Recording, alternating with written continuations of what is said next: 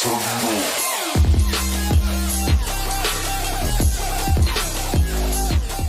everybody, my name is Eric Hopkins and welcome to my YouTube channel. If you're finding me for the very first time, please click that like and subscribe button. And don't forget to hit the notification bell so you get all the notifications about when I put up new content right here on this channel. So it is basically 4 o'clock in the morning and I just got done watching the season finale of Loki Season 1. And my mind is absolutely blown. I could not wait to do a video on this, so I wanted to get a video out here as soon as possible. I am going to be doing a review of the entire season here, but most of this is going to boil down to what happened in the season finale. So if you've not seen the 6th episode of Loki Season 1 yet, please turn this video off now. Come back after you've seen the finale, and I'll ruin the entire season for you, but especially this final episode, which is going to set up the rest of the MCU moving forward.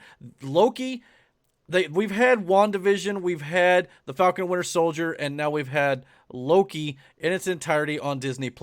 But out of the three, Loki is the one that's going to mean the most. It is the most essential series on Disney Plus from the Marvel Cinematic Universe right now. It is going to determine everything that happens moving forward in this entire Marvel series. So if you've not watched Loki, please go check it out. It is a great series. It's a lot of fun. Just some overall non-spoiler thoughts on it. It's a lot of fun. It's worth your time. But the fact that the finale set up so much stuff for what's going to be happening in the future of the MCU, it is essential viewing. You must see it in order to see how all this is going to happen moving forward. We also get the reveal of who is going to be our next Thanos level threat in this finale. So I'll get into all that here in my spoiler section. But if you've not seen the entirety of the Loki series, please check out now and come back once you've seen it, and I'll get into where I think this is all going right after this spoiler warning.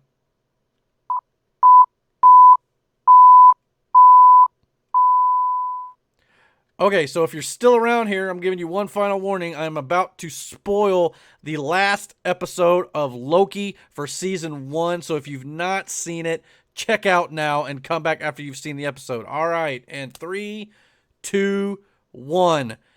Kang the Conqueror is going to be the new Thanos level threat in the Marvel Cinematic Universe. Yes, Kang the Conqueror. Jonathan Majors is the actor who has been cast as Kang the Conqueror. We get Jonathan Majors in the season finale of Loki Season 1. Of course, he's playing a variant version or a version of Kang the Conqueror. It's very hard to explain, so I may not get it completely accurate, so definitely go check out the series. He's basically the guy who is in control of all of time in the universe, basically, and Loki and Sylvie, which is a variant of Loki himself. A variant in Loki Season 1 is basically in reference to a person who has got out of the timeline, it's very hard to explain, like I said. But there are multiple Lokis in this show, which basically means that there are multiple versions of every single character we've ever seen in different timelines, in different universes, so to speak. And up to this point, everything has been on one sacred timeline. And for those people who have gotten off of that timeline, who've broken away from it, those are variants. And up to this point, the Time Variance Authority has been clipping the branches and keeping those people who have broken away from the sacred timeline and have kind of branched off. They've been clipping those branches and keeping everything on the one storyline that we've gotten so far. That is the MCU with the Avengers and all that sort of stuff. When Loki took the Tesseract at the end of Avengers Endgame, he became one of those variants. He broke off from the main storyline, and that is when he started to branch off. So the TVA arrests him. They try to reset the timeline and get him under control and, prune that branch, so to speak, to keep it flowing properly. So we find out in this series that there are multiple Lokis. And of course, by, discovering all this, Loki and some of these other Lokis, including Sylvie, who is a female Loki, a lady Loki from the comics, as you might have it. She wants revenge for being taken away from her life as a young child, because she became a variant. Why that is, I don't. I think that they explained a little bit, but again, it's kind of hard to explain all because a lot of it's kind of confusing to begin with. But it's told in such a way that it is easily understandable. Yeah, and of course we get like Kid Loki, classic Loki played by Richard E. Grant. We get an alligator Loki. We get Throg. Throg is in this show. There's all sorts of Easter eggs and stuff about Yellow Jacket's helmet. We get the Thanos helicopter. We get all sorts of cool little things like that throughout this entire season. But the big story here, all the other episodes are great, but they've all been leading up to the main story here, where Sylvie and Loki go after to see who is behind the TVA, who is the one behind keeping this so-called timeline, and whether or not we should be given free will over our lives, and whether or not we should have a choice about where we are going. But to this point, it seems like there's somebody controlling this timeline and keeping it the way it's supposed to go, and people who are really don't have a choice. Like Loki, his destiny has already been predetermined to where he's going to be going, and of course he's supposed to die at the hand of Thanos, as we saw in Avengers Infinity War. So when his variant broke away from that in 2012 with the Tesseract, they're trying to prune him and get that off the timeline, because it's supposed to always go where it was meant to go. But Sylvie and Loki are trying to track down who is behind and who is keeping control of this timeline, and they finally, in the finale, go beyond the curtain. They defeat the creature Alioth, who is basically a guard dog to this castle. And when we get into this castle, we find Jonathan Majors' character, who is a variant of Kang the Conqueror. And he is basically controlling the sacred timeline, keeping everything under control.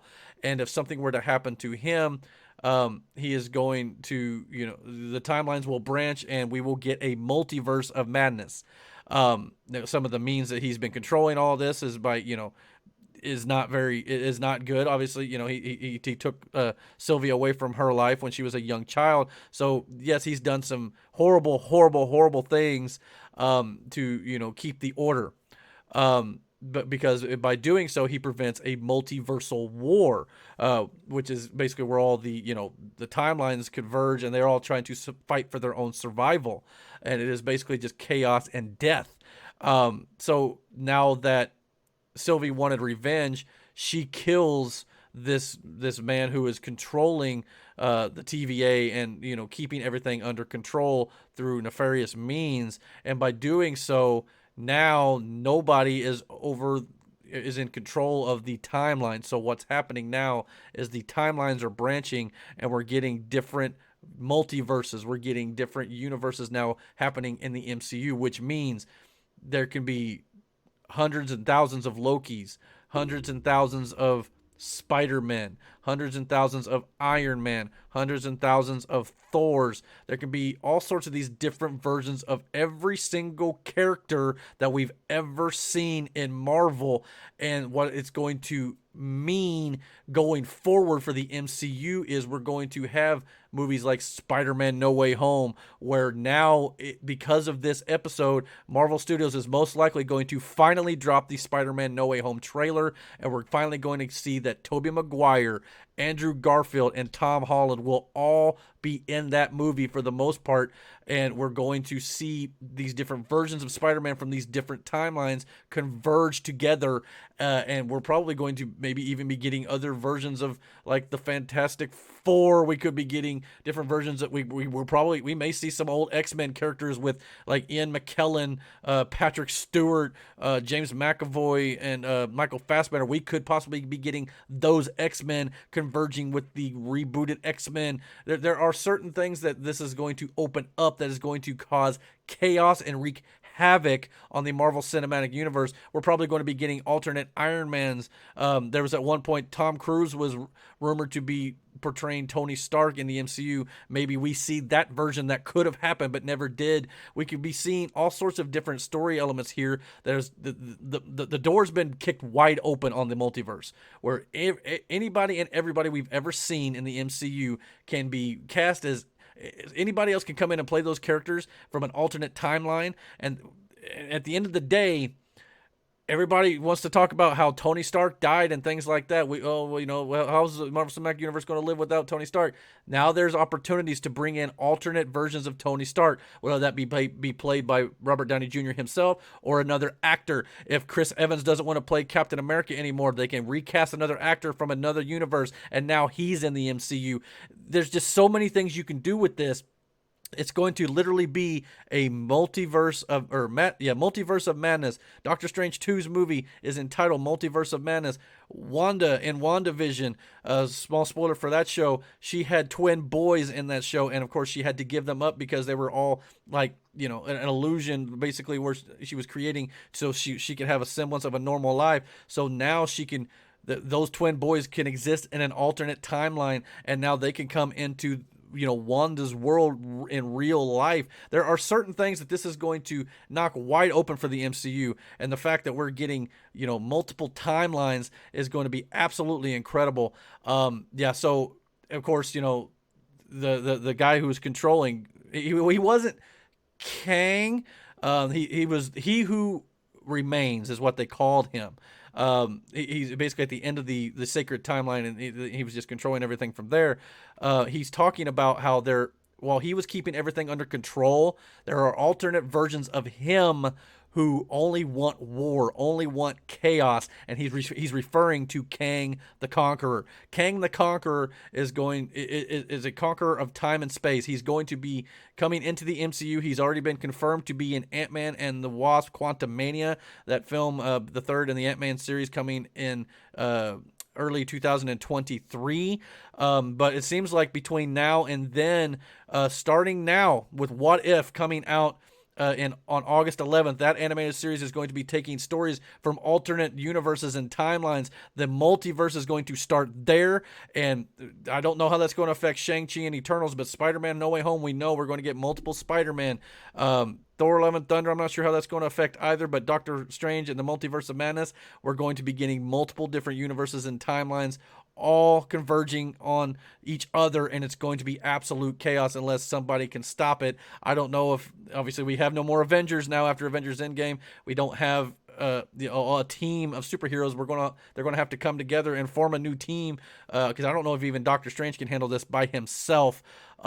But we're going to have to wait and see what they do. But this opens up a load of possibilities, and that is the whole central idea of Loki, was to set this up, and setting this up is going to mean massive things for the Marvel Cinematic Universe going forward.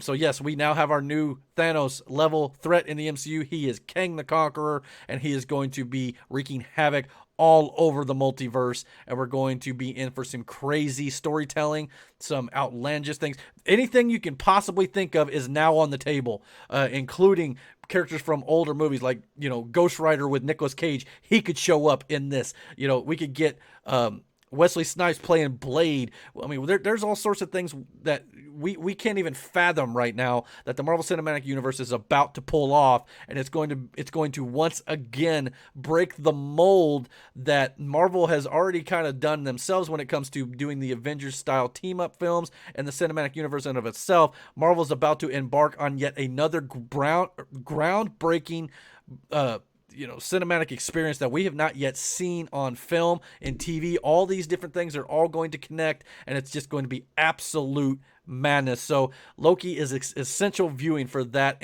of itself. And what's even better, at the end of this episode 6, we finally get the confirmation that Loki season 2 is coming to Disney Plus as well, and Loki will return in that series. Obviously, at the end of this episode, it looks like he may be already in a different branch on a timeline, because he went to try to warn Owen Wilson's character Mobius, who was great in this show, by the way, that that they screwed up and things are going to be chaotic, and Mobius doesn't even recognize him after becoming a very close friend with him in season 1.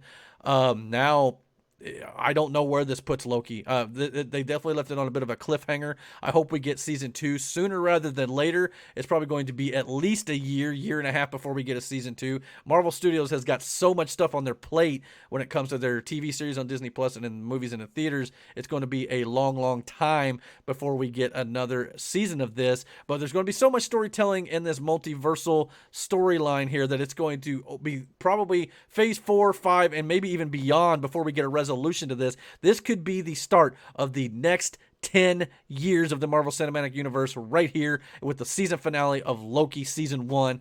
This entire 6-episode season has been outstanding and setting up this. If you've not watched it, please, if you've not watched it, I don't know why you're listening to me right now, being this is a spoiler review, but everybody in this show has been great. But the most important thing, and I know I'm kind of harping mostly on the finale here because I just watched it, but that is what makes this entire show, this finale. It kind of feels, it doesn't exactly end the way you think it would. Kind of leaves on a little bit of a cliffhanger, kind of leaves a little bit on, like, whoa, what did I just watch? But then at the very end, what the ramifications are going to become moving forward in the months and years to come. And that is what is most important about this series. And I cannot wait to see all the crazy ideas that Marvel Studios have going forward. But the real question here is, guys, what do you guys think about Loki season 1? Please comment down below, let me know, and don't forget to hit that like and subscribe button, and don't forget to hit the notification bell so you get all the notifications about when I put up new content right here on this channel. And until my next video, guys, take care.